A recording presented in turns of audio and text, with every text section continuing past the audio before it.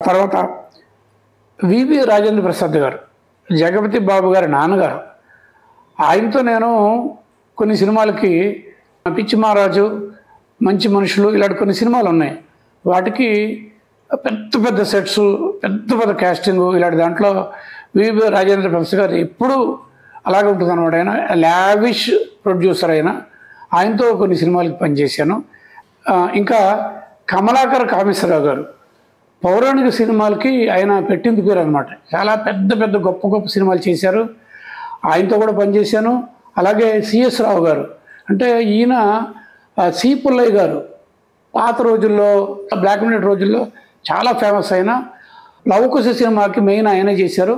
చివరిలో కొడుకుగా ఈయన టేకప్ చేశారు సిఎస్ రావు గారు. తర్వాత వి మధుసూదన్ రావు గారు, విక్టరీ మధుసూదన్ రావు గారు, ఆయన వివి రాజేంద్ర ప్రసాద్ గారి ప్రొడక్షన్లో ఆయన డైరెక్టర్గా అన్ని పెద్ద పెద్ద సూపర్ హిట్స్ ఉన్నాయి. ఆయనతో పనిచేశాను. కె విశ్వనాథ్ గారితో పనిచేశాను. బాపు గారు, అలాగే భారతీరాజా గారు, భాగ్యరాజా గారు, ఇలాగ చాలామంది గొప్ప గొప్ప డైరెక్టర్లు వాళ్ళందరితో పనిచేశాను.